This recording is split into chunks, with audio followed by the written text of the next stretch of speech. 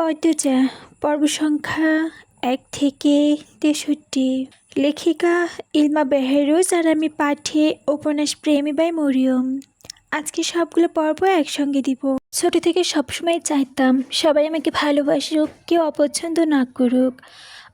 অনেক মানুষ আমাকে ভালোবাসুক, কিন্তু জানতাম না কিভাবে ভালোবাসা পেতে হয়। তখন সবেমাত্র এসএসসি দিয়েছি। স্কুলে একটা ছোট ঘটনাকে ঘিরে মানসিক ট্রমায় ছিলাম। তখন হঠাৎ জানতে পারি সোশ্যাল মিডিয়া গল্প উপন্যাস লেখা যায়, ফেসবুকে লেখা যায়। শুনে অতিরিক্ত ভাবনা থেকে বাঁচার জন্য সময় কাটাতে একটা ছোট্ট গল্প লিখি। সেখানে পরিচিত কজন ভালো মন্তব্য করে, উৎসাহিত করে। অনুপ্রাণিত হয়ে একটা 30 পর্বের থ্রিলার গল্প লিখি। গল্পটি লিখতে গিয়ে মানসিক চাপ থেকে মুক্ত হই। চরিত্রদের নিয়ে ভেবে কুল পায় না, আবার অন্য কিছু ভাববো কখন। তখন ফেসবুকে রোমান্টিক গল্প লেখার ট্রেন্ড ছিল। আমি ট্রেন্ডে ভেসে দুটি রোমান্টিক গল্প লিখি। লিখতে গিয়ে নিজেকে নতুন করে আবিষ্কার করি, ভাবি আর ট্রেন্ড নয়, এবার নিজেকে নিয়ে লিখবো। সে ভাবনা থেকে সৃষ্টি হয় পদ্মজা। পদ্মজা লিখতে গিয়ে প্রচুর সাড়া পেতে থাকে। প্রতিদিন সন্ধ্যায় নতুন পর্ব পোস্ট করতে পাঠকদের হৈ হুল্লোড় লেগে যেত। আমার প্রাইভেট গ্রুপে প্রতিদিন চলতো পাঠকদের আগমন, ধারণার পোস্ট। তারপর কি হবে সেটা নিয়ে তাদের মধ্যে হতো প্রচুর আলোচনা। একদিন পর্ব না দিলে কমেন্ট বক্সে, ইনবক্সে গ্রুপ ভেসে যেত পাঠকদের অনুরোধ এবং হুমকিতে। তখন ছিলাম ষোড়শী কিশোরী, কলেজে ভর্তি হয়েছে, কিন্তু করোনায় থাকায় কলেজে যেতে হলো না। তাই সারাক্ষণ পদ্মজা পাঠকদের নিয়ে মেতে থাকতাম। আমার কাছে সোনালি দিন মনে হয় পদ্মজা লেখার মুহূর্ত। আমি বহুবার সেই দিনগুলো ফিরে পেতে চাইব।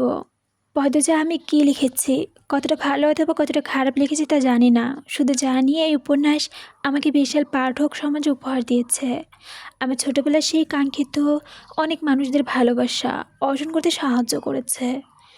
যখন বাস্তব জীবনে বেড়াজালে পড়ে শ্বাস নিতে কষ্ট হয়, আমি এই পাঠক সমাবেশে নিঃশ্বাস নিতে আসি।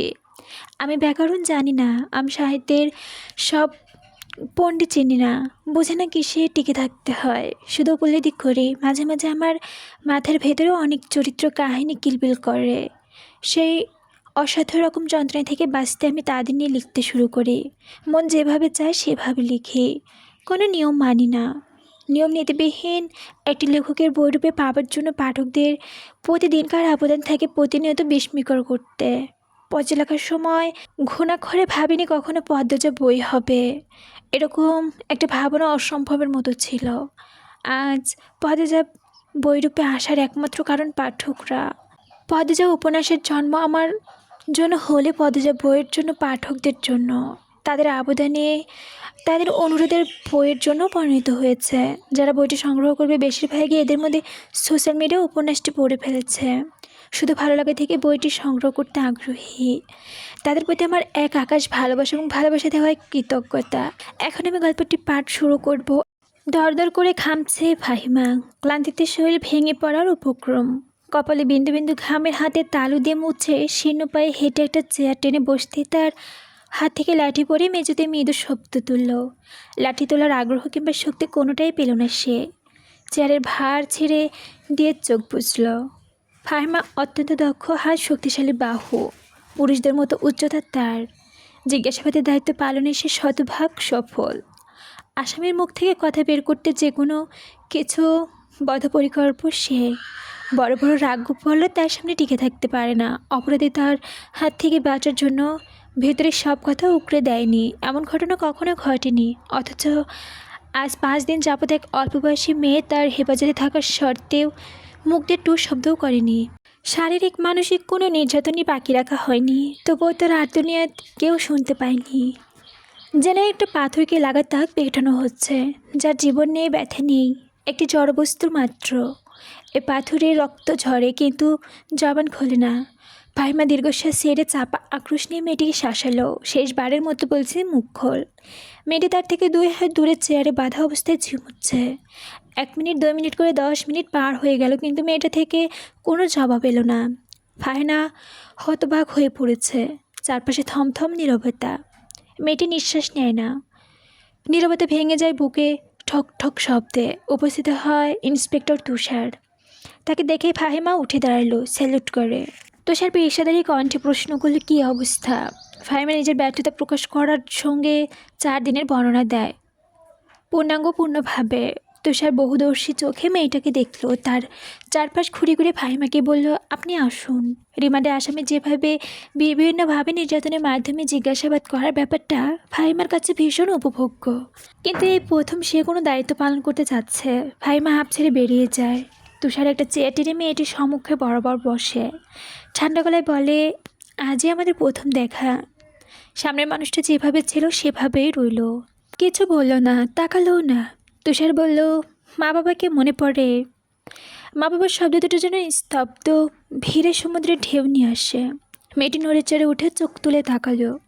তার অপূর্ব গায়ের রং, ঘোলাটে চোখ, কাটা ঠোঁট দুটো রক্ত ঝরছে, চোখে চারপাশ গালো কালো দাগ। এই নতুন নয়, মুখের এমন দশা রিমান্ডে আসা সব আসামিরই হয়।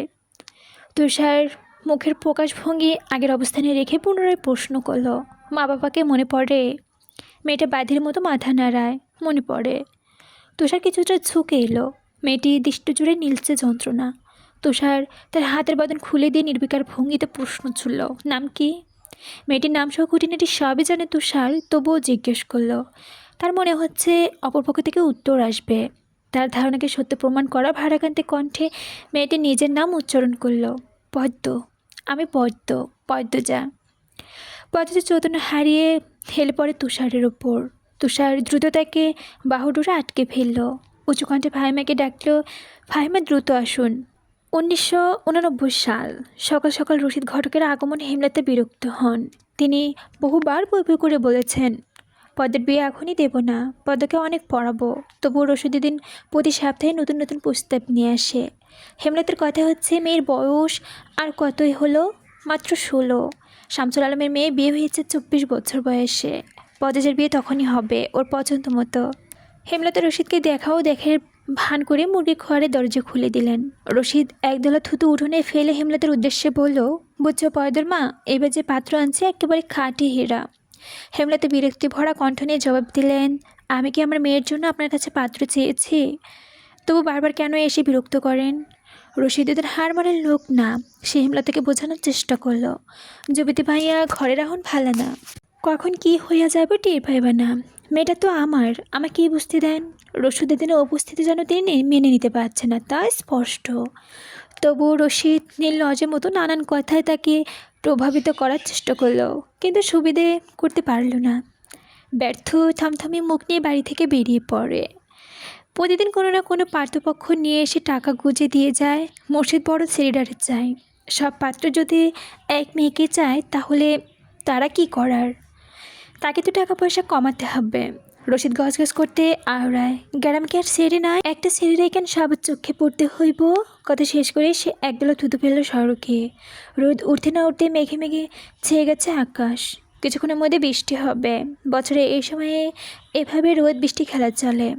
বর্ষার একদম স্কুলে যেতে ইচ্ছা করে না পূর্ণার, শুধু মারের ভয়ে যেতে হয়।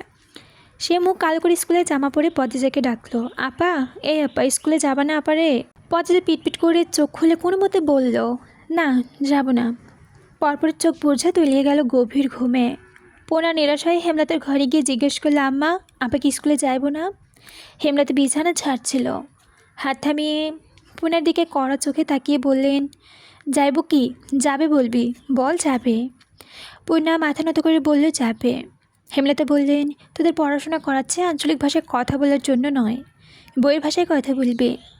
পূর্ণা মাথা নত করে রেখেছে, তা দেখে হেমলতা সন্তুষ্ট হন। তার মেয়েগুলো মায়ের খুবই অনুগত। তিনি পুনরায় বিছানা ঝাড়তে ঝাড়তে বললেন, পদ্মার শরীর ভালো না, সারা রাত পেটের ব্যথায় কেঁদেছে, থাকুক, আজ ঘুমাক।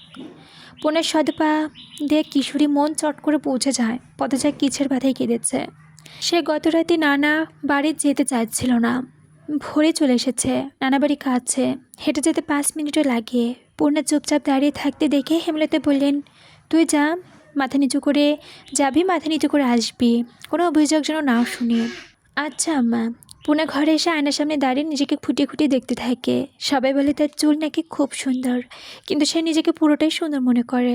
গায়ের রং কালো হতে পারে, তবে সে কখনোই সেজন্য নিজেকে অসুন্দর ভাবে না।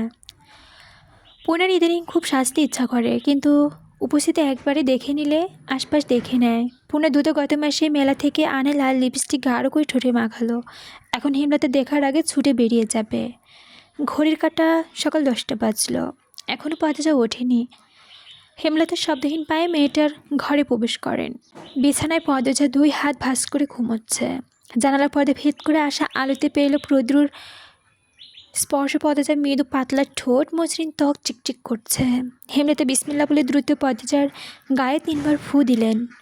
গুরুজনরা বলে মায়ের নজর ভালো না, এতে সন্তানের ক্ষতি হয়, তাই সঙ্গে সঙ্গে নজর কাটাতে বিসমিল্লাহ বলে ফু দিলেন। হেমলতা মায়া লাগছে পদজার ঘুম ভাঙতে, তবু আদুরি ডয়লা ডাকলেন, পদ্ম, এই পদ্ম। পদ্মজার চোখ খুলে মাকে দেখে হুড়মুড়িয়ে উঠে বসলেন। সেদিন ঘুম থেকে উঠতে দেরি হয়, সেদিনই তাকে হেমলতা ডেকে তোলেন। পদ্মজা অপ্রতিকণ্ঠে প্রশ্ন করল, বেশি দেরি হয়ে গেছে আম্মা? হেমলতা হেসে বললেন, না, মুখ ধুয়ে খেতে আয়। পদ্মজা দ্রুত কোপারে গিয়ে দাঁত মেজে মুখ ধুয়ে নিল। হেমলতা ঢাকা বিশ্ববিদ্যালয়ে পড়েছেন। তার বাবা ছিল হাই স্কুলের শিক্ষক, তাই তার মধ্যে নিয়মনীতির প্রভাব বেশি। মেয়েদের শক্ত পোষণ নিয়মে বড় করেছেন, নিয়মের মধ্যে কিছু হওয়া চাই। পদ্মজা রান্নাঘরে ঢুকে দেখি স্টিলের প্লেটে খাবার সাজানো। হেমলতা রান্নাঘরে ঢুকে পদ্মজা দ্রুত ওড়না দিয়ে মাথা ঢেকে নিল। এটা হেমলতা দেওয়া আরেকটি আদেশ, খাওয়ার সময় মাথা ঢেকে খেতে হবে। পদ্মজা খেতে বসতে হেমলতার মেয়ে সরল কণ্ঠে বললেন, মুখ ধুতে গিয়ে চুল ভিজে এসেছিস, খেয়ে রোদে গিয়ে বসে চুলটা শুকিয়ে নিস। আচ্ছা আম্মা। পরেক্ষণেই বলল, আম্মা, পূর্ণা প্রেমা আসেনি? পূর্ণা স্কুলে, প্রেমা দুপুরে আসবে। আর আব্বা? আব্বা কবে আসবেন? মিনমিন করে বলল পদ্মজা। এই প্রশ্নে হেমলতা থমকে দাঁড়ালেন। শুকনো গলায় জবাব দিলেন, খাওয়ার সময় কথা বলতে নেই। পদ্মজার চোখ দুটো জল জল করতে শুরু করে। তার জীবনে জন্মদাতা আছে, কিন্তু জন্মদাতার আদর নেই। সে জানে না তার দোষটা কোথায়, কেন নিজের বাবা বাকি বোনদের আদর করলেও তাকে করে না। কথা অবধি বলে না। পদ্মজা বহুবার হেমলতাকে জিজ্ঞেস করেছিল, আমি কি তোমাদের সত্যিকারের মেয়ে আম্মা, নাকি সন্তান হয় না বলে আমাকে দত্তক এনেছিলে? আব্বা কেন আমাকে এত অবহেলা করে? আম্মা বলে না আমাকে। হেমলতা নিঃশব্দ থেকে অনেকক্ষণ পর জবাব দেন, তুই আমার গর্ভের সন্তান, আর তোর বাবারই মেয়ে। এখন যা, পড়তে বস, অনেক পড়তে হবে তোর। ব্যাস এতটুকুই। যতবার প্রশ্ন করেছে এই উত্তর পেয়েছে, আর কোনো শব্দের নচ্চর হয়নি। এত কি ভাবছিস, তাড়াতাড়ি খেয়ে উঠ। হেমলতার কথায় পর্যায়ে ভাবনের সুতো ছিঁড়ে গেল। সে দ্রুত খাওয়া শেষ করে হঠাৎ মনে পড়ে আজ বড়ই আচার বানানোর কথা ছিল। সন্ধ্যার পরপরই বিদ্যুৎ চলে যায়। কয়েক মাস হলে গ্রামে বিদ্যুৎ এসেছে। 8 গ্রাম মিলিয়ে অনন্তপুর। তাদের গ্রামের নাম আটপাড়া। প্রতিনিয়ত নিয়ম করে সন্ধ্যা থেকে 3 ঘন্টা অন্ধকারে তলিয়ে থাকে গ্রাম। সারাদিন তো বিদ্যুৎ এর নাম গন্ধও থাকে না, তাহলে বিদ্যুৎ দিয়ে লাভটা কী হলো? পদ্মজা, পূর্ণা এবং প্রেমা 3 বোন একসঙ্গে পড়তে বসে। হঠাৎ বিদ্যুৎ সংযোগ বিচ্ছিন্ন হতেই মোরেল বাড়ির অন্ধকারে তলিয়ে যায়। 9 বছরের প্রেমা খামচে ধরে পদ্মজার ওড়না। পদ্মজা মৃদু স্বরে ডাকল, আম্মা, আম্মা। হেমলতা ভেতরের ঘর থেকে ডাকলেন, টস নিয়ে যা।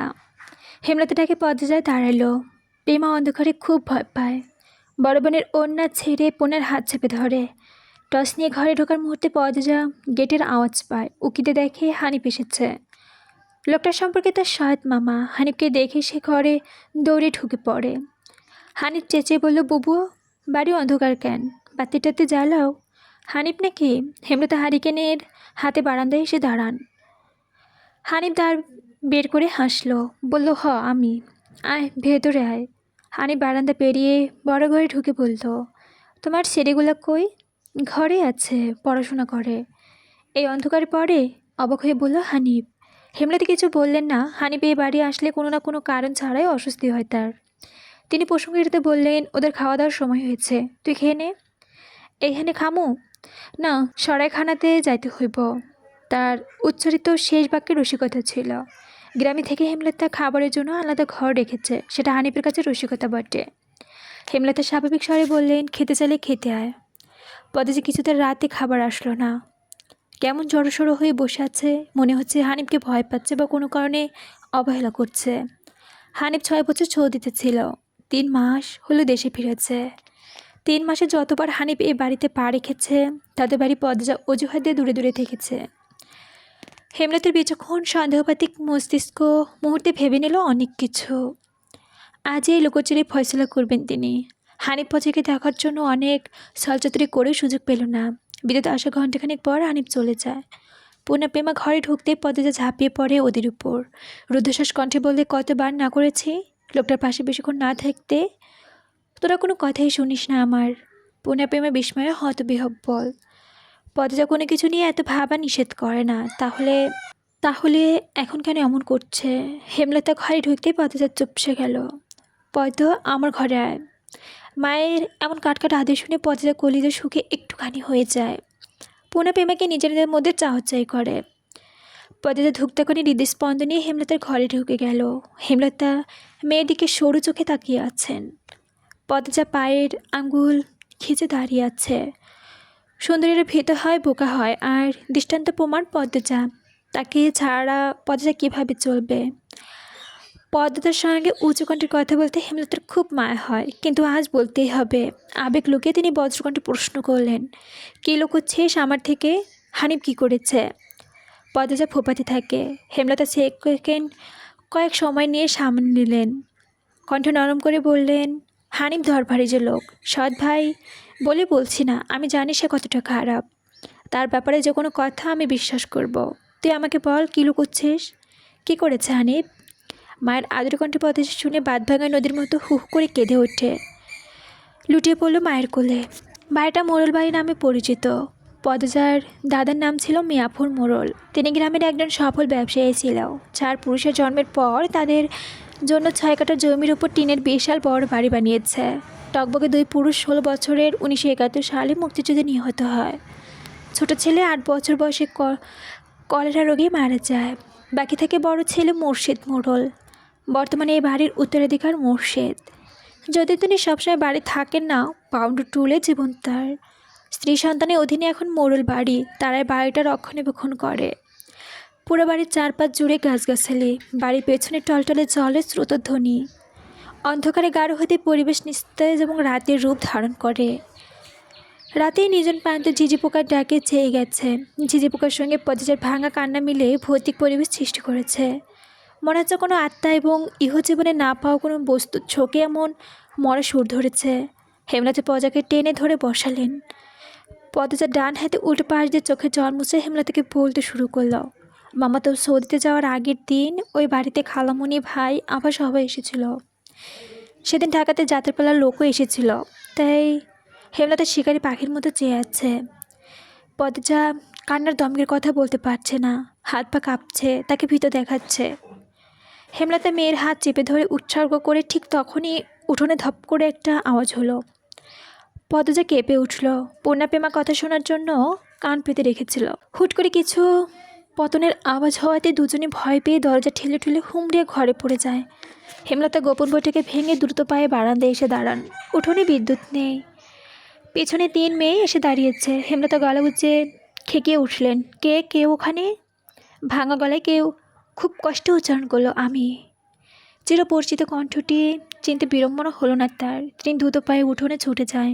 গেটের পাশে নিতরের মতো পড়ে আছে মোর্শেদ মোড়ল। তার গায়ে শীতের চাদর। হাঁপনের মধ্যে উঠানামা করছে বুক, যেন দম ফুরিয়ে যাচ্ছে। হেমলতার চোখ মুখে ছড়িয়ে পড়ে উদ্বেগ। তিনি 2 হাতে মোর্শেদকে আঁকড়ে ধরেন। পদ্মজা পূর্ণা দৌড়ে এলো সাহায্য করতে। মোর্শেদ এমফাইসিমা রোগে আছে। এই রোগ অল্প চলাফেরাতে শ্বাসটানে উপক্রম হয় এবং দম ফুরিয়ে যায়। শ্বাস নেবার সময় গলা শিরা ভরে যায়। 3 মা মেয়ে মোর্শেদ ধরে নিয়ে যায় ঘরে। মোর্শেদ হুট করে বাড়ি ছাড়ে, হুট করে বাড়ি ফেরে। কখনো কাকটাকা ভরে, কখনো নিশীথ রাতে, কখনো কাঠপাটা রোদে তার মনে পড়ে নিজ আলোয়ের কথা। ফিরে আসে ক্ষিপ্ত ঘোড়ার মতো। মোর্শেদের এমফাইসিমার রোগ ধরা পড়ে 7 বছর আগে। তার অ্যাজমা ছিল আর ধূমপানে আসক্ত। ফলে ফুসফুসে একটা রোগ হয়, খুব দ্রুত আক্রমণ করে বসে। মোর্শেদ অনেকটা সুস্থ হয়ে রাত 1টার দিকে ঘুমিয়ে পড়ে। পূর্ণাপেমা ঘরে শুয়ে পড়েছে। পদ্মজা বারান্দায় ঝিম মেরে বসে আছে। তার চোখে দৃষ্টি জানালার বাইরে। জ্যোৎস্না গলে গলে পড়ছে, কি সুন্দর দৃশ্য। সেই দৃশ্য দিয়ে অপলক নয়নে চেয়ে আছে পদ্মজা। ভাবছে, আম্মা এখন আসছে না কেন? সে আর সব বলতে চায়, হৃদয়ের ক্ষত বয়ে বেড়ানো যাচ্ছে না। কিছুক্ষণের মধ্যে দরজার পাশে এসে দাঁড়ান হেমলতা। হাতে থাকা হারিকেন তীব্র আলো পদ্মজা গুটিয়ে যায়। হেমলতা হারিকেনের আগুন নিভিয়ে পদ্মজার পাশে গিয়ে বসেন। পদ্মজা সব কিছু বলার জন্য তৈরি ছিল, তবুও অপ্রস্তুত হয়ে পড়ে। ভীষণ অস্বস্তি হচ্ছে। পদ্মজা তখন চতুর্থ শ্রেণীর ছাত্রী। বয়স আর কত হবে, 9 কি 10। খুব কম বয়সে তাকে স্কুলে পাঠানো শুরু করেছিল হেমলতা। হানিফ ছুটি যাবার উপলক্ষে রবিবারে এক সকালে নানা বাড়ির সবার দাওয়াত পড়ে। স্কুল মাঠে সেদিন নাচ গান অনুষ্ঠিত হচ্ছিল। দুপুরের দিকে বাড়ির সবাই সেখানে চলে যায়। বাড়িতে রয়ে যায় শুধু পদ্মজা। পদ্মজার বৃদ্ধ নানা আর হানিফ। পদ্মজা ঘুমিয়েছিল তাই বাকিদের সঙ্গে যেতে পারেনি। যখন ঘুম ভাঙলো আবিষ্কার করলো বাড়িতে কেউ নেই। সেদিন মোর্শেদ হঠাৎ করে অসুস্থ হতে হেমলতা বাপের বাড়ি ছিলেন না। বাড়ি থেকে বের হতে উপরকম হতেই কানে আসে হানিফের ডাক, পদ্ম নাকি? পদ্মজা মিষ্টি করে হেসে মাথা নাড়ায়। হানিফের লোলুপ দৃষ্টি তখনও পদ্মজার সারা শরীর ঘুরে বেড়াচ্ছে। ওইটুকু মেয়ে ফর্সা চামড়া বিক্রিতে মস্তিষ্কে হানিফের বড্ড টান, উপেক্ষা করতে পারে না। মিষ্টি সুরে হানিফ বলল, আয় আমার কাছে, ঘরে আয়। সহজ সহজ শিশু পদ্মজা মামার ডেকে সাড়া দেয়। সে শুনেছে মামা ভাগ্নে যেখানে আপদ নেই সেখানে, অথচ সেদিন সেই মামাকে ঘোর বিপদে হিসেবে জানল। পদ্মজা রুমে ঢুকতে হানিফ চট করে দরজা বন্ধ করে দিল। তার অদ্ভুত চাহনি আর দরজা লাগানোর গতি দেখে পদ্মজার মন কেমন করে ওঠে। হানিফ কুচিত ভঙ্গি করতে থাকে। পদ্মজা দেখতে খুব খারাপ লাগছে, গায়ে ঝিমঝিম করছে, ভয় হচ্ছে। হানিফ বিছানা থেকে বসে পদ্মজাকে ডাকছে, এদিকে আয়, তোর লগে গল্প করি। পদ্মজার কাছতে সংকোচ বোধ করছে। হানিফ পদ্মজার ডান হাতে টেনে কোলে বসায়, পদ্মজার বাহুতে গভীরভাবে স্পর্শ করে। তুই জানোস তুই যে সবার থেকে বেশি সুন্দর? হানিফের প্রশ্নে পদ্মজার কানে ঢোকেনি। সে মোচড়াতে থাকে কোল থেকে নামার জন্য। আপত্তিকর স্পর্শগুলো পদ্মজাকে খারাপ অনুভূতি দিচ্ছে। তার কান্না পাচ্ছে, মাথা ভন ভন করছে। হানিফ গলার জোর বাড়িয়ে মিষ্টি করে বলল, মোরাসুস ক্যান্ডে ছিঁড়ি, শান্তিময় বইয়ে থাক, মামা মেলা থেকে সাজানোর জিনিস কিনে দেবো। হানিফ দুই হাতে শক্ত করে ধরে রেখেছে পদ্মজাকে। পদ্মজা কিছুতেই কোল থেকে নামতে পারছে না। সে কাঁদো কাঁদো হয়ে বলল, মামা আমি চলে যাব। কই যাবি? মামার ধারে থাক, বলল হানিফ। হানিফের শক্ত পোষে হাতে স্পর্শগুলো শুধু অস্বস্তি দিচ্ছে না, স্পর্শকাতর জায়গাগুলো ব্যথায় বিষিয়ে তুলছে। পদ্মজা কান্না আটকাতে রাখতে পারল না, হঠাৎ কেঁদে উঠল। বলল, ব্যথা পাচ্ছি মামা, বাড়ি যাব আমি। হানিফ হাতের বাঁধন নরম করে আদুরে গলায় বলল, আচ্ছা আর ব্যথা দিতাম না, কান্দিস না। বাঁধন হালকা হতে পদ্মজা কোল থেকে নেমে পড়ে। হানিফের তার আজরাইলের মতো লাগছে। মায়ের কাছে সে আজরাইলের অনেক গল্প শুনেছে। আজরাইল যখন জার্নিতে আসবে তখন শরীরে খুব কষ্ট অনুভব হবে। এই মুহূর্তে যেন ঠিক সেরকমই অনুভূতি হচ্ছে। তাহলে তার হানিফ মামাই আজরাইল? পদ্মজা দরজার দিকে তাকালো। অনেক উঁচুতে ছিটকেনি, উচ্চতা কম হওয়াতে সে দরজা খুলতে পারবে না। তাই হানিফকে ভীত কণ্ঠে অনুরোধ করলো, মামা দরজা খুলে দাও। ধমকে হানিফ উঠল, কেন? আমি তোরে যাইতে কইছি। এই কর্কশ কণ্ঠে ধমকে পদ্মজা ভয়ে কেঁপে উঠল। তার চোখে নরহ বইছে। হানিফ পদ্মজাকে জোর করে কোলে তুলে নেয়। পদ্মজা কাঁদছে, বারবার বলছে, মামা আমি বাড়ি যাব। হানিফের তাতে বিন্দু মাত্র ভ্রুক্ষেপ নেই। বাড়িতে কেউ নেই। বৃদ্ধ সৎ বাবা বধির কানে শুনে না। পদ্মজা হানিফের কিল ঘুষে দিতে থাকে।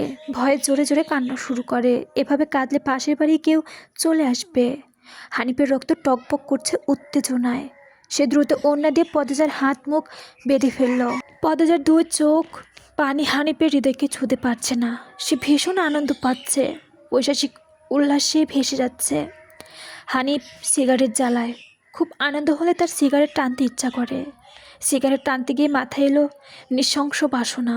তাৎক্ষণিক নাক মুখ ধোয়া উড়িয়ে সিগারেটের দুই আঙ্গুলে মাঝে রেখে পদ্মজার বাম পায়ে আঙ্গুলে জ্বলন্ত সিগারেটটি চেপে ধরল। চিতের চারণ করতে গিয়ে পদ্মজা হাউমাউ করে কেঁদে ওঠে। হেমলতা দুই হাতে শক্ত করে মেয়েকে বুকে জড়িয়ে ধরেন। পদ্মজা কাঁদতে কাঁদতে বলল, আম্মা তখন আমার খুব কষ্ট হচ্ছিল, আমার দমটা বেরিয়ে যাচ্ছিল। আমি তোমাকে খুব ডেকেছি আম্মা, তুমি আসোনি।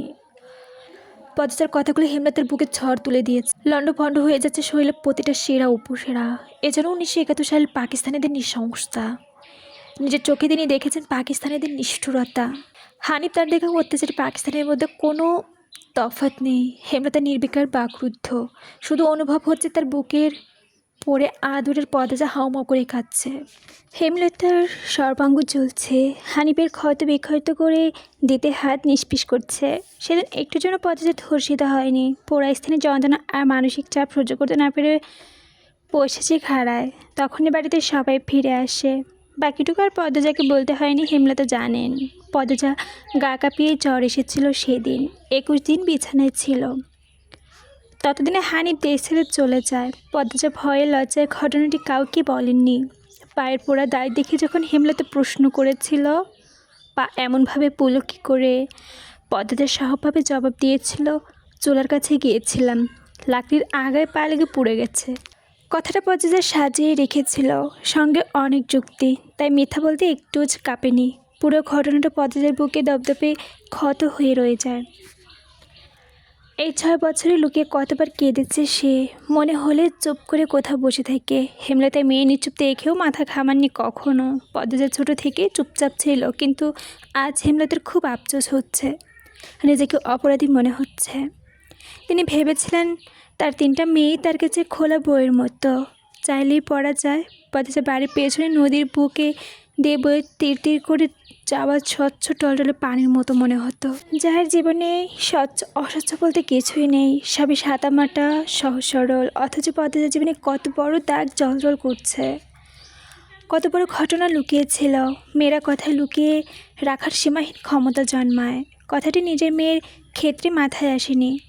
অনেকক্ষণ মায়ের বুকে থাকার পর পদ্মজা শান্ত হয়। তখন হেমলতার কণ্ঠ ধীরে বলেন, পাটা দেখি। পদ্মজা পা বিছানায় তুলল। হেমলতা পদ্মজার পা কোলে নিয়ে পোড়া দাগটা দেখে মনোযোগ দিয়ে। বুকের ধুকপুকানি বেড়ে যায়, রক্ত টকবক করে, রক্ত রন্ধে রন্ধে শুরু হয় প্রতিশোধের স্লোগান। তিনি হঠাৎ করে বলে উঠলেন, এই পোড়া দাগটা হানিফের রক্ত দিয়ে মুছব। কথাটি কত সহজ করে বলেছেন হেমলতা, কিন্তু পদ্মজার হৃদয় কাঁপিয়ে তুলল। কে যেন ছিল কথাটিতে। তাতে তাকিয়ে থাকতে দেখে হেমলতা বলেন, যা এখন ঘুমিয়ে পড়, কাল স্কুল আছে।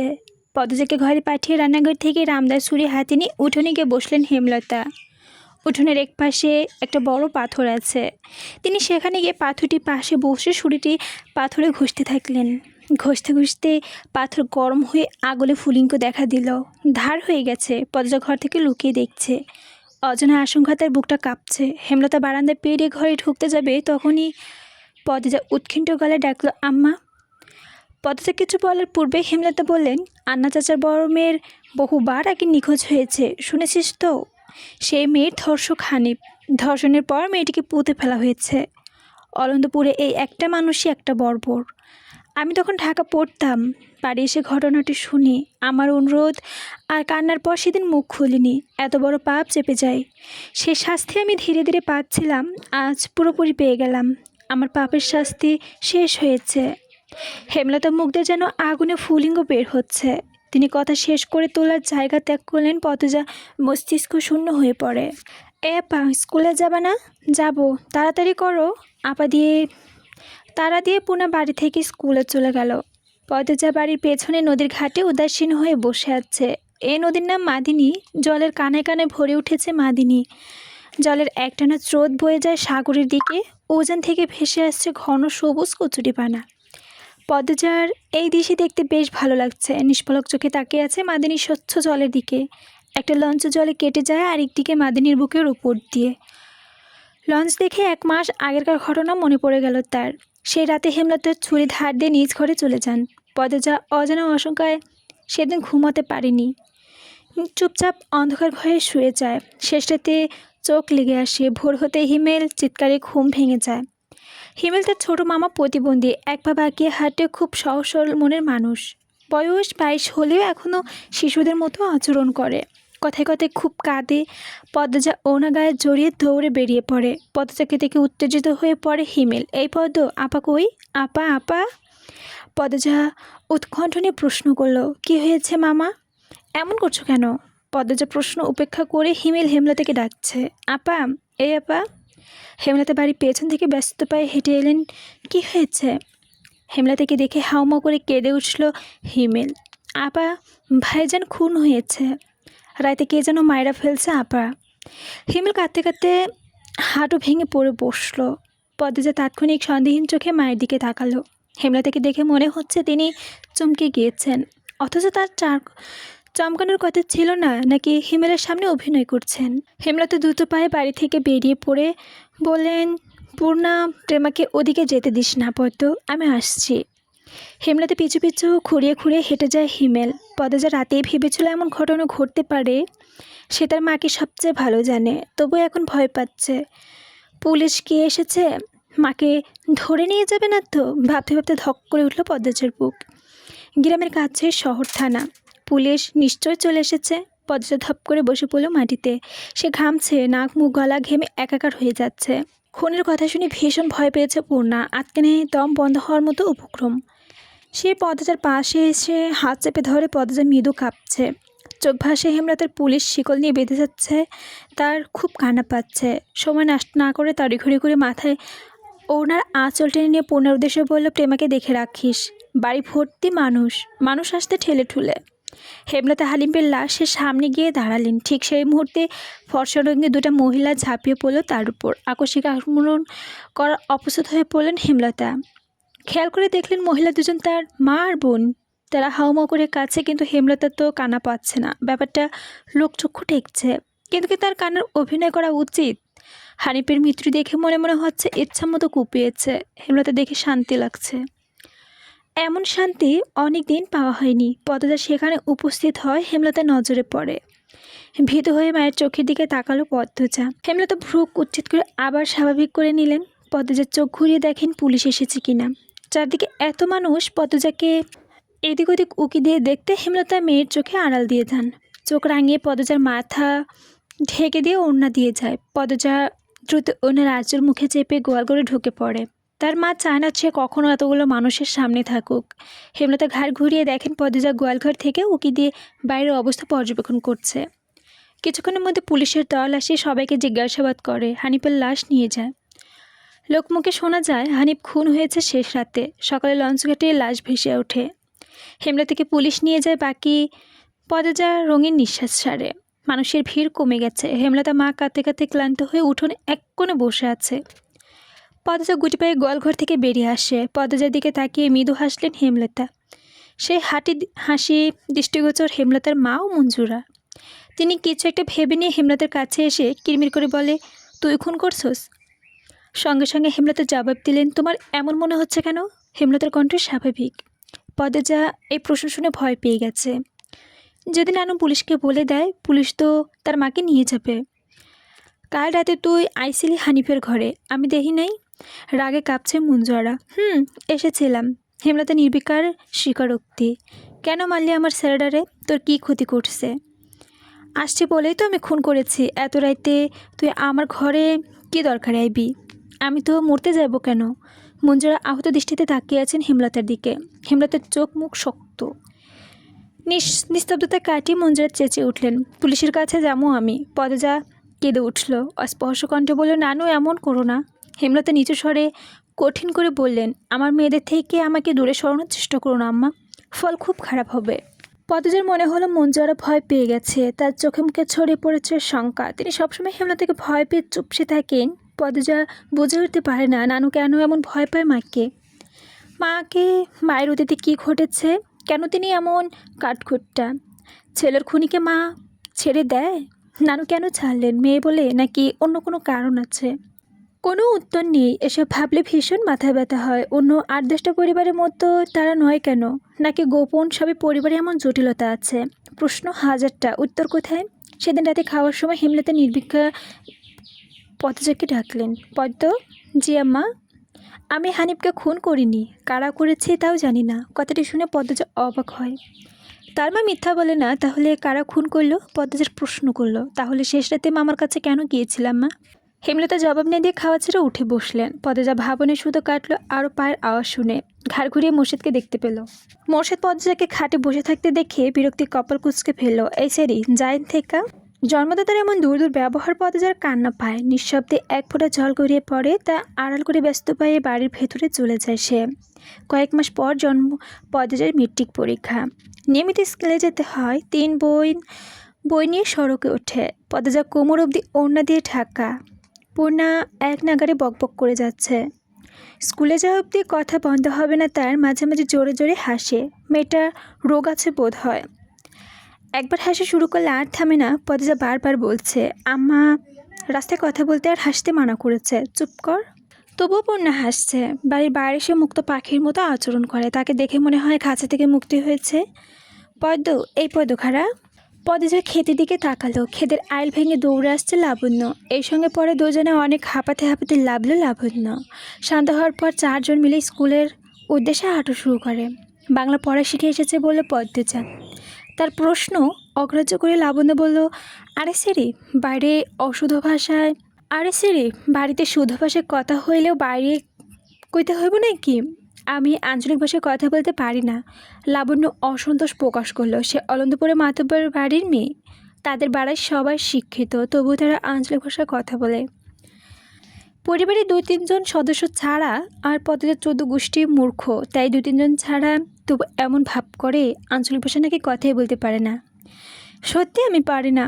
ছোট থেকে আম্মা শুদ্ধ ভাষা শিখিয়েছে। উনি এই ভাষাতেই কথা বলেন, তাই শুদ্ধ ভাষা কথা বলতে আরাম পাই। পূর্ণা তো পারে, আমার চেষ্টা করতে ইচ্ছা হয় না। আচ্ছা বাদ দে, শুন, কাল আমরা বাড়িতে নায়ক নায়িকারা আইব। পূর্ণা বিগলিত হয়ে প্রশ্ন করলো, কেন আসবে? কোন নায়ক? শুটিং করতে, ছবির শুটিং। পদ্মজা আসবে কোনো আগ্রহ পাচ্ছে না। পূর্ণা খুব আগ্রহ বোধ করছে। সপ্তাহে একদিন সুমিদের বাড়িতে সাদা কালো টিভিতে ছায়াছবি দেখে, তাই অভিনয় শিল্পীদের তার প্রতি আগ্রহ আকাশ ছোঁয়া। পূর্ণা গদগদ হয়ে প্রশ্ন ছড়ল, কোন নায়ক নায়িকা আসবে বলো না লাবণ্য আপা। দাঁড়া মনে করি। পূর্ণা কৌতূহল নিয়ে তাকিয়ে আছে। লাবণ্য চোখ বুজে প্রশ্ন করলো, এরপর মনে হতেই বলল, লিখন সার চিত্রা দেবী। তুমি আমার ছবির নায়ক নায়িকা? স্কুলে যাওয়ার পুরোটা পথ লাবণ্য আর পূর্ণা ছায়াছবি নিয়ে আলোচনা করলো। মূল বক্তব্য ছিল সুদর্শন অভিনেতা লিখন শাহ। দিনটাকে বড় অলক্ষণই মনে হচ্ছে পদ্মজার। সকালে উঠে দেখে লাল মুরগিটার বাচ্চা নেই। নিশ্চয়ই শিয়ালের কারবার। রাতে মুরগির খোপে দরজা লাগানো হয়নি। আর এখন চোখে পড়ল দেয়ালের ঘড়ির কাঁটা ঘুরছে না। ঘড়িটা রাজধানী থেকে হানি খালামণি দিয়েছিল। গ্রামে খুব কম লোকের হাত ঘড়ি পড়ে। দেয়াল ঘড়ি হাতের গোনা 2-3 জনের বাড়িতে আছে। পদ্মজা সূর্যের দিকে চেয়ে সামনে আন্দাজ করার চেষ্টা করলো। পূর্ণা পেমে দুপুরে খাবার খেয়ে ঘুমিয়ে পড়েছে। আর আম্মা পদ্মজা ঘরে উকিদে দেখে হেমলতা মনোযোগ সহকারে সেলাই মেশিনে কাপড় সেলাই করছে। আটপাড়ায় একমাত্র তিনি সেলাইয়ের কাজ করেন। প্রতিটা ঘরে কারো না কারো পরনের সেলাই তার জামা আছে। লুকিয়ে দেখছিস কেন, ঘরে আয়, হঠাৎ বললেন হেমলতা। পদ্মজা লজ্জা পেয়ে বলল, না আম্মা, কাজ আছে। হেমলতা জগ বাড়িয়ে দিলেন, বললেন, পানি ভরে নিয়ে আয়। জগ হাতে নিয়ে পদ্মজা, ছদ্মের মুরগিটা দেবো? হেমলতা গতকাল স্বপ্ন দেখেছে বাড়িতে আগুন লেগেছে, তাই সদ্গা দিবেন বলে মন স্থির করেছে। দুঃস্বপ্ন দেখলে উনি ভীষণ অস্থির হয়ে পড়েন। গ্রামে সচ্ছল পরিবার নেই বললেই চলে। হাতে গোনা যে কয়টা পরিবারের স্বচ্ছতা বিদ্যমান, শুধু তাদের বাড়িতেই টিউবওয়েল আছে। পুরো আটপাড়ায় টিউবওয়েলের মাত্র 5টা। পদ্মজাদের টিউবওয়েল থেকে পানি নিতে প্রতিদিনই অনেকে আসে। তার মধ্যে একজন মুন্না, বয়স বেশি না, মাত্র 10। মাহারা ছেলেটা পঙ্গু বাবার সদরে ভিক্ষা করে। মুন্নাকে দেখে রাখার যত্ন কেউ নেই। ওখানে এখানে ঘুরে বেড়ায়। কারো মায়া হলে একবেলা নিয়ে দুমুঠো ভাত দেয়। পদ্মজা মোড়ক দিয়ে কলপাড়ে চলে আসে। মুন্না নেই। একটু সামনে হেঁটে যেতে ঘাটে দেখতে পেল ছেলেটিকে। ডাকলো, এই মুন্না। মুন্না ফিরে তাকালো। পদ্মজার হাতে সাদা মোড়ক দেখে খুশিতে জলজল করে উঠল তার চোখ মুখ। পদ্মজা না বলেও সে বুঝে গেছে আজ সদকা পাবে। দাঁত কেলিয়ে হেসে দ্রুত পায়ে এগিয়ে এলো মুন্না। হাসছিস কেন? এই নিয়ে মোড়ক, তোর আব্বাকে নিয়ে খাবি। মুন্না খুশিতে গদগদ হয়ে মোড়কটি 2 হাতে জড়িয়ে ধরল। কি সুন্দর হাসি! তার খুশিতে পদ্মজাও খুশি হলো। বলল, খুব খুশি? হ আপা, তোমাদের জন্য দোয়া করবি। করবাম আপা। আচার খাবি? হ, খাইবাম। কোন খাবারের ছেলেটার না নেই, সে সব খায়। পদ্মজা আবার হাসল। খাওয়ার কথা শুনে পেটুক মুন্নার চোখ চলচল করে ওঠে। আচার নিয়ে এলো পদ্মজা। মুন্নার সঙ্গে খাটে সিঁড়িতে বসে আরাম করে আচার খায়। মুন্না একটু দূরে আচার খেতে বলল, আপা তুমি খুব ভালা। তাই? হ, বড় হয়ে আমি তোমারে বিয়ে করবাম। পদ্মজা বেসম খেলো। দ্রুত এদিক ওদিক তাকিয়ে দেখলো কেউ শুনল নাকি। বিয়ে তার কাছে খুব লজ্জাজনক শব্দ। শব্দটি শুনে লজ্জায় লাল হয়ে যায় সে, অন্তর কাঁপে। ফিসফিসে মোনাকে জিজ্ঞেস করলো, বিয়ের কথা কোথায় শিখলি? আব্বা কইছে। আর বলবি না এসব, যা বাড়ি যা। পদ্মজা তড়িঘড়ি করে বাড়ির ভেতরে চলে যায়। রান্নাঘরে ঢুকে দেখে হেমলতা রাতের রান্নাবাড়ির প্রস্তুতি নিচ্ছে। সন্ধ্যার পর বিদ্যুৎ থাকে না, হারিকেন জ্বালিয়ে রান্না করতে হয়। প্রতিদিনের ঘরে একটা রান্নাঘর আরেকটা হারিকেনে জ্বালানো খরচের ব্যাপার, তাই বিকেলে রান্নার কাজ সেরে ফেলেন তিনি। পদ্মজা উচ্চারণে জিজ্ঞেস করলো, আম্মা আমি রাধি, লাগবে না, সাহায্য কর শুধু।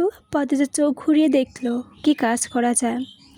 এমন কিছু পেল না যেটা করবে সে, কোনো সাহায্য প্রয়োজনও নেই তো। হেমলতা বললেন, লাউ নিয়ে আয়। লাহারি ঘরে নেই, সিঁড়ে নিয়ে আয়। পদ্মজা এমনভাবে ছুটে গেল মায়ের আদেশ নিয়ে চাঁদ পেয়েছে। লাউ, বটবটি, ঢেঁড়স, কাঁকরোল, করলা, চিচিঙ্গা, পটল, ঝিঙে সহ নানা ধরনের সবজির মেলা বাড়ির চারপাশে। পদ্মজা সাবধানে ঘাসের উপর দিয়ে লাউ গাছের দিকে এগোয়। বর্ষাকাল হওয়াতে জোকের উপক্রম বেড়েছে, অবশ্য জোকের তার ভয় নেই। পদ্মজা গমনপথের দিকে ঝিম মেরে কতক্ষণ চেয়ে রইল হেমলতা। মেয়েটা দেখলে মাঝে মধ্যে মন বিষণ্ণতায় ভরে ওঠে, বুকের ভেতর কিসের যেন অস্থিরতা অনুভব হয়। যুক্তিহীন কিছু চিন্তা ঘুরে বেড়ায় মস্তিষ্ক জুড়ে। পদ্মজা চুল দেখে মনে হয় এই সুন্দর ঘন কালো রেশমি চুল, তার একটা কালো রাত। পদ্মজা ছিমছিম গরনের দুধে হেলতে অবয়ব দেহটা মনে হয় এই পদ্মজার যন্ত্রণা। পদ্মজা ওষ্ঠধায় নিম্নে স্থির হয়ে থাকা কালো সূক্ষ্ম তিল দেখলে মনে হয় পদ্মজার জীবনে কান্নার কারণ। হেমলতা পদ্মজার রূপের বাহার নিতে পারে না। কেন কৃষ্ণকুলী ঘরে ভুবনহীন রূপহীন জন্ম নিল? জন্ম, মৃত্যু, বিয়ে, এই তিনের উপর কারো হাত নেই। মুর্শিদ নাকি বাড়ি ফিরলে কোন দিন? মুর্শিদ গোসলে সকালে মিষ্টি রোদ পোহাচ্ছিল। ঘাড় ঘুরিয়ে রশিদ ঘটকে দেখে হেসে বললেন, আরে মেয়ে চেঁচা, আয়না হেন, পূর্ণা চেয়ার আয়না দে। খবর কি? পূর্ণা চেয়ার নিয়ে আসে। রশিদ একজলা থুতু উঠোনে ফেলে চেয়ারে বসলো আরাম করে। প্রেমাকে উঠোনে খেলতে দেখে খসখসে গলায় বলল, ফরমাসে দিন এই মায়া, যা পানি লয়া। অনেকক্ষণ ধরে দামটা আটকায় আছে। প্রেমা রান্নাঘর থেকে পানি নিয়ে যায়। রশিদ ঘটককে দেখে মুর্শিদ বলল, খবর তো ভালোই, তোর বাবা সেটারে বিয়া দিবা না? 2 বছর যাক, পড়তেছে যখন মেট্রিক পাশ করুক। কে কন? মেজোরা? বড়রা? তোমার বউ তো মরিছে লাহান, কোনোভাবে রাজি হয় না, তুমি বোঝাও। পাত্র খাঁটি হীরা, বাপদাদার জমিদারি আছে। মুর্শিদ আচোখে হেমলতার দিকে উপস্থিত পর্যবেক্ষণ করলেন। নেই ওরা, তিনি জানেন না পদের উপর কোনো রকম জবরদস্তি তিনি করতে পারবেন না। হেমলতা তা হতেই দেবেন না। এসব তো আর ঘরের বাইরে মানুষের সামনে বলা যায় না। মুর্শিদ রশিদ ঘটককে নরম গলায় বললেন, থাকুক না, পড়ুক, মায়ের যখন চায় সেরি পড়ুক, তাতেই পড়ুক। রশিদ নিরাশ হয়ে তাকিয়ে রইলেন। ভেবেছিলেন মুর্শিদ হয়তো রাজি হবে। রশিদ এতদিন মেয়ে শ্বশুরবাড়িতে ছিল, এরপর বড় অসুখে পড়ে, তাই মুর্শিদ বাড়ি ফিরে শুনেছে আসতে পারেনি। আজ একটু আরামে এসে হতে ছুটে এসেছে, অনেক বড় আসেনি, কিন্তু মুর্শিদের জবানবন্দিতে সে আশাহত হলো। কটমটো গলায় বলল, যুবতী ঘরের এখন ভালো না, যখন বংশে কালি পড়বো তখন বুঝবা। হুনো মুর্শিদ, এই বয়সী মেয়েদের যখন স্বভাব চরিত্র বেশি দিন ভালো থাকে না, পাপ কামেদের চারপাশে ঘুরঘুর করে, বেলা থাকতে জামাই ধৈরা দেওয়ান লাগে, বুঝছো? তোমরা বউরে বোঝাও। পাত্রের অনেক প্রশংসা করলো রশিদ, জমি জমা ঘর বাড়ি সব কিছু, বাড়িঘর, বিভিন্ন রকমের বর্ণনা দিল। রশিদ ঘটক যেতে মুর্শিদ হেমলতার পাশে গিয়ে বসলেন। পদ্মাকে বের কথা তুলতেই ইনিয়ে বিনিয়ে হেমলতা সাব নেকাত জানিয়ে দিলেন কিছুতেই মেয়ে বিয়ে দেবে না, আর মুর্শিদ পদ্মার ব্যাপারে নাক গলাতে মানা করে দেয়। শেষ কথাটা বেশ কঠিন করে বললেন, আগে বাপ হও, পরে বাপের কাজ করতে এসো। মুর্শিদ তিরক্তি মেজাজ রান্নাঘর ছেড়ে বেরিয়ে যায় তিনি। রগে রগে তার টকবক করছে। পদ্মাকে বারান্দা দেখে তিনি ঝাঁঝালো কণ্ঠে বললেন, সিঁড়ি যখন রূপ দিয়া নটি হইব তখন আমার ঠ্যাংও পাইবা না, এই সিঁড়ি মজা বুঝাইব। কথাটা শুনে পদ্মার চোখ জল গড়িয়ে পড়ল। হেমলতা রান্নাঘর থেকে বের হয়ে আসে মুর্শিদ কিছু কঠিন কথা শোনাতে।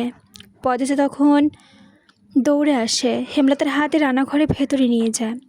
মুর্শিদ যতক্ষণ বাড়িতে থাকে ততক্ষণ তার খুব ভালো লাগে। পূর্ণাপেমা কত খুশি হয়, ভাইরা পরিপূর্ণ লাগে। সে চায় না বাবা ঝগড়া করে রাগ নিয়ে বাড়ি ছেড়ে চলে যাক। হেমলতার রাগে এক ঝটকা মেয়ের হাত দূরে সরিয়ে দেন। তার সহ্য হয় না মুর্শিদকে।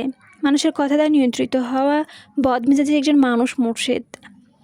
ভালোটা কখনোই বোঝে না, মানুষের কথায় নাচে, সারাক্ষণ একটার বাক্যই জপ, লোকে কি বলবে। মুষলধারে বৃষ্টি হচ্ছে, মাথার উপর বৃষ্টি নিয়ে মুর্শিদ বাড়ি ফেরেন। মুখ দেখে বোঝা যাচ্ছে তিনি খুব খুশি। হেমলতাকে ডেকে বললেন, এ মাসের লাইগা ঘটা সাইরা লাহারি ঘরে উঠা পড়ো। হেমলতা কিছু বললেন না। তার প্রশ্নবোধক চাহনি দেখে মুর্শিদ বললেন, শুটিং করার লাইগা মাতবার বাড়ি যারা আইসে হেরে নাকি শুটিংয়ের জন্য আমাদের বাড়ি পছন্দ হয়েছে, বিরাট অঙ্কের টাকা দিব কইছে, আমিও কথা দিয়ে আইছি। হেমলতা রেগে গিয়েও রেগেতে পারলেন না, সত্যি টাকার খুব দরকার। পদ্মার সামনে মেট্রিক পরীক্ষা, কত খরচ, কলেজের পড়া টাকা পাঠাতে হবে। পদ্মজা যখন ছোট ছিল তখন একবারই বাড়িতে শুটিং হয়েছিল। তিনি কিছুক্ষণ ভেবে বললেন, টাকা আমার সঙ্গে আলোচনা করতে বলো, নয়তোবা জায়গা হবে না। আরে বলমানি, এখন সব গোছাও, ওরা কালই আইব। পুনা আড়াল থেকে সবটা শুনেছে। স্বাধীন হয়েছে লিখন সাহেব আর চিত্রাদেবী আনন্দপুর এসেছে, অথচ সে দেখতে পারল না। হেমলতা যেতে অনুমতি দেননি। পুনা নামাজের পর দোয়া অনুমোদন করে আল্লাহকে বলছে যেন লিখন আর চিত্রাদেবীর স্বচক্ষে দেখতে পায়। আর এখন শুনছে তাদের বাড়িতেই নাকি আসবে ওরা। পুনার মনেতে খুশিতে সে মারা যাবে। বুকের ভেতর দম আটকে আসছে। পানি লাগবে, পানি। এই মগা, এক কাপ চা দাও তো। মগা ঝড়ের গতিতে চা নিয়ে আসে। চিত্রা পাশে চেয়ারটা টেনে তাতে বসলো লিখন। এরপর মগাকে বলল, দারুণ চা করো তো তুমি। কাচুমচু হয়ে আসলো মগা। তাতে বোঝা গেল প্রশংসা শুনে ভীষণ লজ্জা পেয়েছে। এদিকে মগা ভাবভঙ্গি দেখে হেসে উঠল চিত্রা। চিত্রা হাসি দেখে মুগ্ধ হয়েছে মগা। মতবর বাড়ি কামলা সে চিত্রনায়ক, লিখন শাহ চিত্রনায়িকা। সেবা করার দায়িত্ব তাকে দেওয়া হয়েছে। চিত্রা সুন্দর মুখশ্রীর সামনে সবসময় থাকতে পারবে ভেবে মগা ভীষণ খুশি। চিত্রা বলল, তোমার ভাইয়ের নামটা কী যেন? 4 ফুট উচ্চলতা। মগা উৎসাহ নিয়ে জবাব করলো, মদন। চিত্রার হাসি পায় অনেক কষ্টে চেপে রাখলো। মগা, মদন এসব কারো নাম হয়? শুটিংয়ের মাঝে হুট করে আকাশ ভেঙে বৃষ্টি নামে, তাই আপাতত সঙ্গে স্থগত আছে। বারান্দায় বসে বৃষ্টি দেখছে সবাই। প্রত্যেকের হাতে রং। ডিরেক্টর আবু জাহেদ খিচুড়ির স্বাদ অতুলনীয়। তিনি আজ খিচুড়ি রান্না করছে। বৃষ্টি দেখেই ঢুকে পড়েছে রান্নাঘরে। চিত্রা লাহারি ঘরের দিকে তাকিয়ে বলল, আচ্ছা এই বাড়ি 2টা মেয়ে কোথায়? আসার পর একবার এসেছিল, আর এলো না। মগা বলল, এই লাহারি ঘর থাকে, ওইটাই আছে। লাহারি ঘর সেটা কি? মগা বদলে লিখন জবাব দিল, যে ঘরে অর্ধেক ধরে ধান রাখা হয় আর অর্ধেক জায়গায় চৌকি থাকে কামলাদের জন্য, ওই ঘরকে এখানে লাহারি ঘর বলে। বোঝা গেছে? চিৎকার চমকালে হাসলো। বোঝা গেছে। এই মগা, বৃষ্টি কমলে লাহারি ঘরে যাব। ঠিক আছে। চিত্রার এই মগা ডাক যেন মুহূর্তেই মগার জগৎ সংসারের স্বর্গ করে তোলে। সে বাঁধের মতো মাথা নাড়িয়ে বলল, আচ্ছা আপা। চিত্রা লিখনের দিকে তাকিয়ে বলল, তুমি যাবা? ওই তো সামনে, আলসেমি করো না। মগা হয়ে গড়ে উঠল, না না, বেড়া লইয়া যাইবন যা, বাড়ির মালিকের মানা আছে। মগার না করা তীব্রতা দেখে ভীষণ অবাক হলো সবাই। চিত্রা প্রশ্ন করলো, মানা কেন? বাড়ির বড় সিঁড়িটা তো আপনারা দেখেন নাই, আগুন সুন্দরী। এই লিখন ভাই লাহান বেলায় চোখা। সেটার স্কুল ছাড়া আর কোনো জায়গায় যেতে দেয় না। বাড়ি দেবার কইয়া গেছে, লাহারি ঘরে বেটা মানুষ না যাইতে। এই শরীলাইয়া বহুত কিচ্ছা আছে। চিত্রা বেশ কৌতূহল বোধ করল। লিখন তীক্ষ্ণ ঘোলাটের চোখে লাহারি ঘরের দিকে তাকালো। 1.5 দিন হলো এখন এসেছে। উঠোনের শেষ মাথায় থাকা লাহারি ঘরে একবারও মনোযোগ দিয়ে দেখা হয়নি। সামনে দরজাটা বন্ধ। 2টো ছোট মেয়ে এসেছিল ঘরের ডান পাশ দিয়ে। ঘরটা ডানে বায়ে, পেছনের গাছপালা। বাড়িটা পুরানো হলেও দারুণ। এইভাবে মুহূর্তে অন্য কিছু। মধ্যখানে চাদর টানিয়ে 2 ভাগ করা হয়েছে লাহারি ঘরকে। এক পাশে চৌকিতে হেমলতা আর এক পাশে মোর্শেদ থাকেন। অন্য পাশটাতে পর্দা ও পুনা প্রেমার দখলে। লাহারি ঘরের পেছনে দরজাটি আপাতত প্রধান দরজা হিসেবে ব্যবহৃত হচ্ছে। ঘরের পেছনে অসংখ্য কচু গাছ ছিল। হেমলতা মোর্শেদকে নিয়ে সব কচুগুলো কেটে খালি জায়গা করে তৈরি করেছেন মাটির চুলা। বড় সড়কের উঠোনে ঝোপঝাড় কেটে শুরু করে পথ করা হয়েছে। এতে অবশ্য মোর্শেদের মত ছিল না। সড়কের ওইখানে পথ থাকতে আরেকটা পথ তৈরি করতে বিপক্ষে তিনি। হেমলতা 2 মেয়েকে নিয়ে সব বোঝাপড়া সাফ করেছে। শুটিং দলে অনেক পুরুষ। পদ্মজাকে ভুলে তাদের সামনে দিয়ে আসা যাওয়া করতে দেওয়া যাবে না। হেমলতার মাঝে মাঝে ইচ্ছা করে পদ্মজার মুখ পুড়িয়ে দিতে। পরক্ষণে নিজের উপর ঘৃণা হয়। একজন মায়ের মনে কী করে নিজের মেয়েকে এমন ভাবনায় আসতে পারে। পদ্মজার হাসি সুস্ফুটলে মনে হয় নিজের শরীরে আঘাত লেগেছে। কেন এত টান পদ্মজার প্রতি? ভেতরে ভেতরে এই প্রশ্নের উত্তর তিনি জানেন, শুধু প্রকাশ পায় না। তা না জানার ভান করে থাকতে হয় তাকে।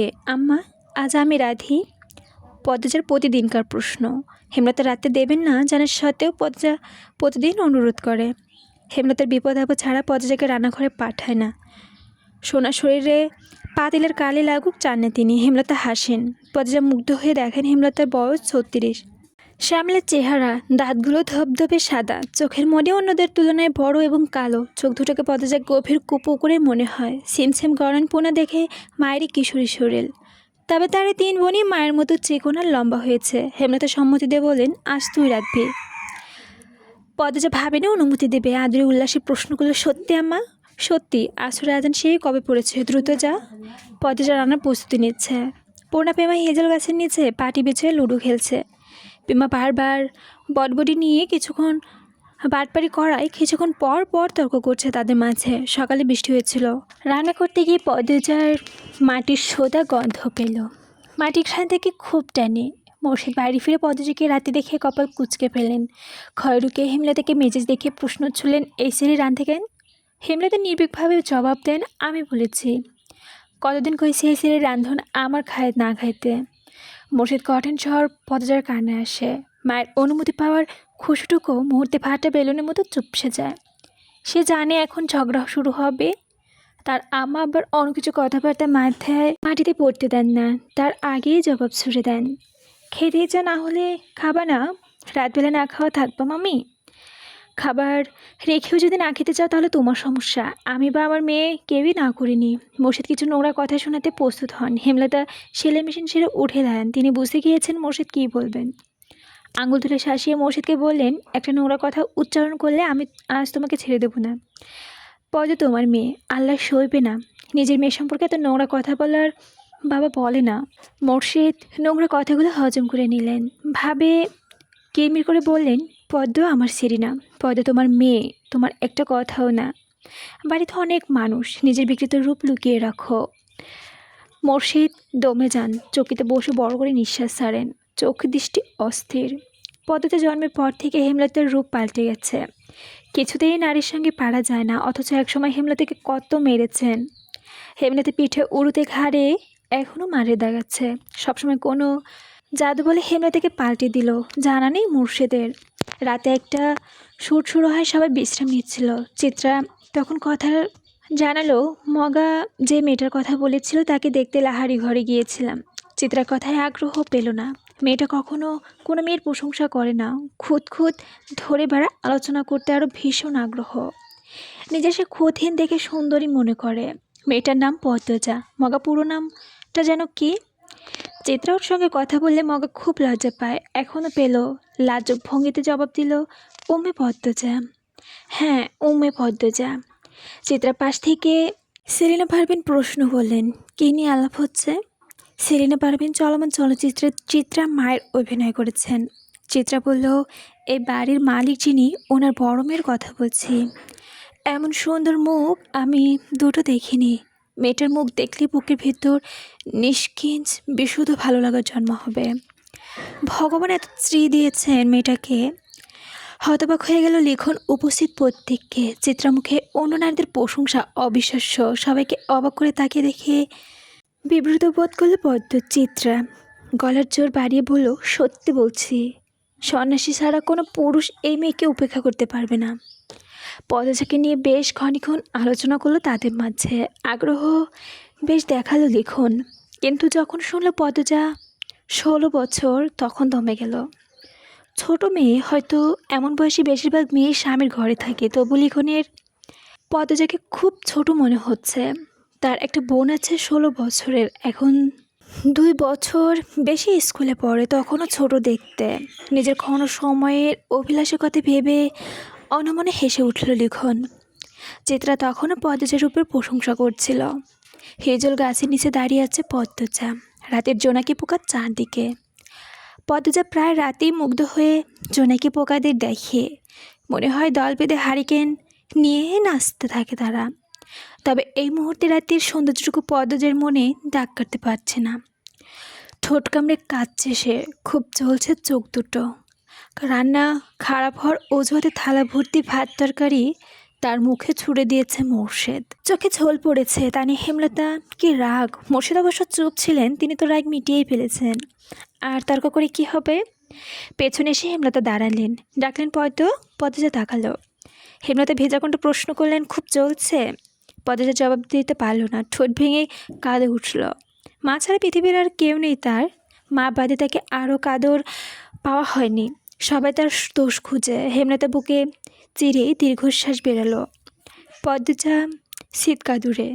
ছোটো থেকে বাবার অনাদর অপমান বিদ্ধ করে কেঁদে চলছে, তবুও চোখের জল পুরো না। মন শক্ত হয় না, এমন হলে তো চলবে না। পদ্মজার কান্না বেগ বাড়ালো। হেমলতা সদ্য কাটা বড় গাছটি ঘুরিয়ে বসে চুপ করে পদ্মজার ফোপানো শুনছেন। একটিবারের জন্য কান্না থামানোরও চেষ্টা করলেন না। যখন চাঁদ মাথার উপর চলে এলো তখন ক্লান্ত হয়ে পদ্মজা নিজেই থেমে গেল। শান্ত হয়ে বসে মায়ের কোলে হেমলতা উদাস গলায় বললেন, এভাবে চলবে না পদ্ম। পদ্মজা মায়ের দিকে তাকালো। হেমলতা বললেন, শোন পদ্ম, কেউ আঘাত করলে কাঁদতে নেই, কারণ মানুষ আঘাত করে কাঁদানোর জন্যই। যখন উদ্দেশ্য সফল হয়ে যায় তখন তারা শান্তি পায়। সে তোকে আঘাত করার কারণে কেন তুই শাস্তি দিবি, শক্ত হবি, বুঝিয়ে দিবি তুই এত দুর্বল না। যাকে তাকে পাত্তা দিস না, হাজার কষ্টেও কাঁদবি না। কান্না সাময়িক সময়ের জন্য মন হালকা করে, পুরোপুরি না। যে তোকে আঘাত করবে তাকে তুইও তোর চলন দিয়ে ছিন্ন ভিন্ন করে দিবে। তখন তার মুখটা দেখে তোর শান্তিটা লাগবে, কান্না করার আর হবে না। এই শান্তি স্থায়ী। হেমলতার কথা পদ্মজার ওপর প্রভাব ফেলল না। তবে সে করুণ স্বরে বলল, কিন্তু আব্বার ব্যবহার আমার সহ্য হয় না মা। আমার সঙ্গে কেন এমন করে আব্বা? তাকে কখনো সামনাসামনি আব্বা ডাকার সুযোগ পেয়েছিস? পাসনি। তবু কেন আব্বা আব্বা করিস? তুই তাকে পাত্তা দিবি না। তুমি খুব কঠিন আম্মা, তোকেও হতে হবে। আব্বা কেন এমন করে আম্মা? আমি কি আব্বার এই মেয়ে না? আব্বা কেন বারবার বলেন আমি তার মেয়ে না? এহেন হেমলতা প্রশ্ন চোখ সরিয়ে নিলেন। পদ্মজা এখানে জবাব পাবে না। সে দাঁত চেপে কান্না আটকানোর চেষ্টা করল। হেমলতা পরম চেনে এক হাতে পদ্মজার মাথায় চেপে রেখে বলে, কাঁদিস না।